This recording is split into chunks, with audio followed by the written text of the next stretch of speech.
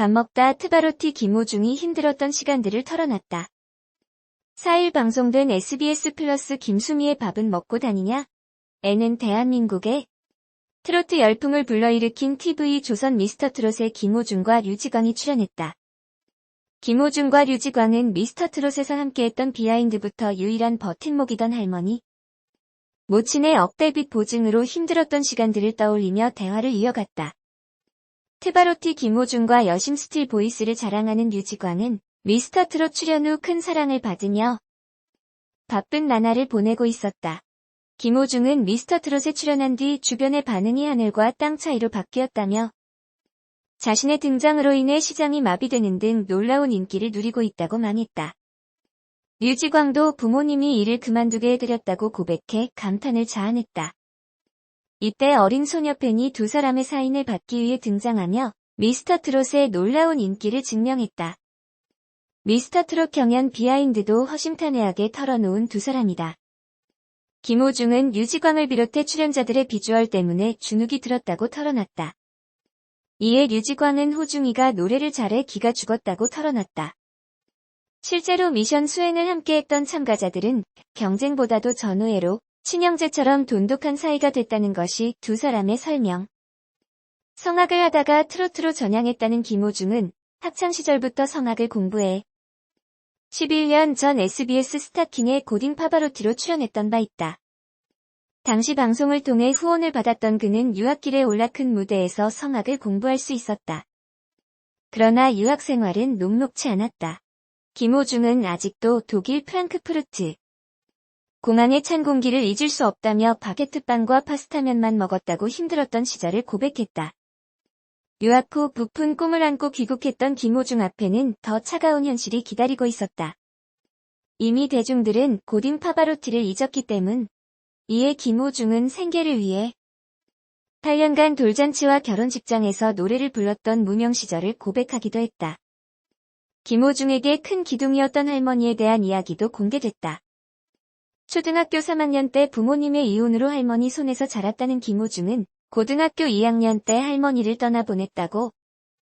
김호중은 누구나 다 그렇겠지만 나 역시 후회하는 한 사람이다며 할머니와 떨어져 살았던 예고 시절을 떠올렸다. 탈변을 본다는 할머니의 말에 대충 떼운 끼니가 마음에 걸려 속상한 마음으로 잔소리만 했다는 김호중은 1년 뒤 할머니가 대장암 판정을 받으셨다고 말했다. 뒤늦게 할머니의 대장암 소식을 듣고 울산에 있는 병원으로 향한 그에게 기력이 없던 할머니는 사람들에게 박수받는 사람이 되어라. 항상 인사 잘하고 패기치지 말아라. 하늘에서 지켜볼 거니까 단디 행동해라고 했다고. 김호중은 이틀 뒤 바로 돌아가셨다. 너무 죄송해서 입관식도 못 봤다. 지금도 후회된다고 눈물을 흘렸다. 류지광의 과거 역시 힘든 시간이었다. 류지광이 초등학교 6학년 때 어머니가 두 번의 빚 보증으로 월세방으로 이사를 하게 됐고 경제적으로 힘들어졌다고. 1997년 당시 빚이 3, 4억 원 정도였고 아버지가 성실히 일해 6년 만에 빚을 청산하고 고깃집을 개업했지만 6개월 만에 또 폐업하게 되며 가족들은 가장 힘든 시기를 보내게 됐다는 설명이다. 류지광은 부모님께 내색은 못하고 집 밖에서 반항을 많이 했다고 고백했다. 중학교 3학년 때 길거리 캐스팅이 된 류지광은 연예인이 되겠다는 막연한 꿈을 안고 시작했지만 가수의 도전이 쉽지 않았고 생각을 위해 아르바이트를 하며 계속해서 오디션에 도전했다. 2009년 미스터월드 코리아를 시작으로 류지광은 제6회 미스터월드 엠넷 슈퍼스타 K3 SBS 슈퍼모델 선발대회 팬텀싱어 가수패싱어에 이르기까지 7번의 오디션을 거치며 도전을 멈추지 않았다.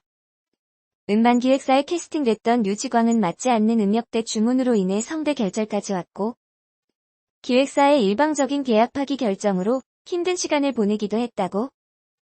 또한 슈퍼스타 K3에서 탈락한 후에도 큰 상실감에 극단적 선택의 기로에 서기도 했던 점 등을 솔직히 고백하며 무너지지 않는 정신력에 큰 감동을 더했다.